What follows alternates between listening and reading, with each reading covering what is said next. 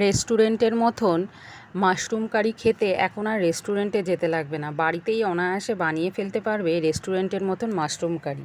এখানে দেখো মাশরুম নিয়ে নিয়েছি। মাশরুমটা বেশ কয়েকদিন আগের আনা, তাই একটু কালচে কালচে হয়ে গেছে। এটাকে ভালো করে পরিষ্কার করে ধুয়ে নেব। আলতো হাতে ধুতে হবে, না হলে পরে ওপরের স্কিনটা চলে যাবে। তো 3-4 বার ধুয়ে জলটাকে ফেলে 5 মিনিটের মতন জলে ভিজিয়ে রাখার পর একটা থালায় শুকনো কাপড়ে মাশরুমটাকে 10 মিনিটের জন্য পাখার তলায় রেখেছিলাম। তারপরে এইভাবে কাট করে নিতে হবে। নিচের অংশটা বাদ দিয়ে দিতে হবে, যেহেতু নিচের অংশটা শক্ত থাকে, সেদ্ধ হতে চায় না। তো বড় হলে 4 ফালি আর ছোট যদি হয় তাহলে 2 ফালি করে কেটে নিতে হবে। এবার ম্যারিনেশন করে নিতে হবে। বাটার, একটু মেল্টেড বাটার নিতে হবে। নুন, হলুদ আর লঙ্কার গুঁড়ো দিয়ে ম্যারিনেট করে রাখতে হবে। তারপর সাদা তেল কড়াইতে দিয়ে 50 মিলির মতন তেল নিয়ে কড়াইতে দিয়ে সাদা জিরা ফোড়ন দিয়ে তারপরে পেঁয়াজটাকে ভেজে নিতে হবে। এখানে পেঁয়াজের কথায় আমি বলি, আমি মাঝারি সাইজের 4টে পেঁয়াজ নিয়েছি, তোমরা বড় হলে 2টো পেঁয়াজ নিতে পারো। পেঁয়াজটাকে লাল লাল করে ভেজে কাঁচা লঙ্কা কুচি দিয়ে দিতে হবে। তারপরে দিয়ে দিতে হবে টমেটো পেস্ট। টমেটো পেস্ট দিয়ে ভালো করে কষিয়ে নিয়ে তারপরে দিয়ে দিতে হবে কাজু বাদাম পেস্ট। প্রথমে দেখিয়েছিলাম 10-12টার মতন আমি কাজু বাদাম নিয়েছিলাম। তো কাজু বাদামগুলোকে ভালো করে ধুয়ে জল দিয়ে ভিজিয়ে রেখেছি স্মুথ পেস্টের জন্য, সেই পেস্টটাই দিয়ে দিয়েছি।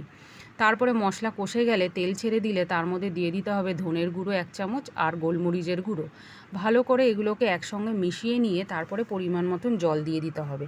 এক্ষেত্রে বলি, মাশরুম অনেকে আগে থেকে কুক করে তারপরে মাশরুমটাকে রান্না করে, আর আমি যেভাবে আজকে রেস্টুরেন্ট স্টাইলে বানাচ্ছি এভাবে তোমরা ম্যারিনেশনটা করে নিয়েও রান্না করতে পারো, আলাদা করে সেদ্ধ করার কোনো দরকার নেই।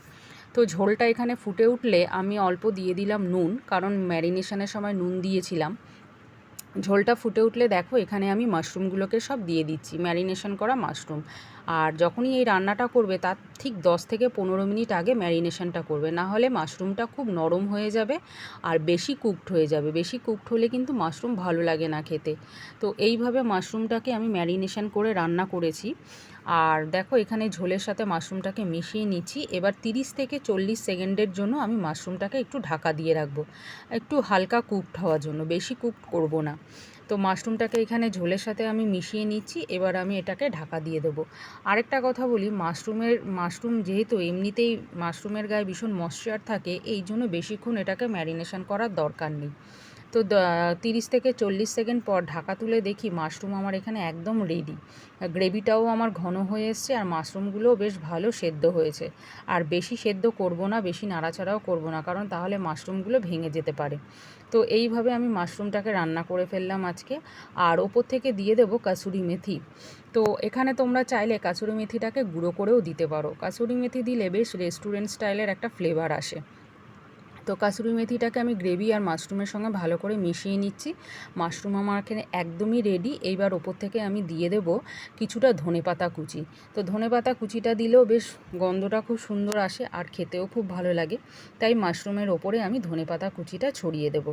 তো মাশরুম আমার এখানে একদম রেডি হয়ে গেছে রেস্টুরেন্ট স্টাইলে। তোমরা চাইলে এই রকমভাবে বানাতে পারো। তোমাদের রেসিপিটা কেমন লাগলো আমাকে কমেন্ট করে অবশ্যই জানিও। আর আমার ভিডিও তোমাদের কেমন লাগে, যদি তোমাদের গ্রহণযোগ্য বলে মনে হয় তবে অবশ্যই লাইক কমেন্ট করে শেয়ার করে দিও। তো আজকে এই মাশরুমটা আমি বানিয়েছি, কীরকম হয়েছে কমেন্ট করে অবশ্যই কিন্তু জানিও। টাটা।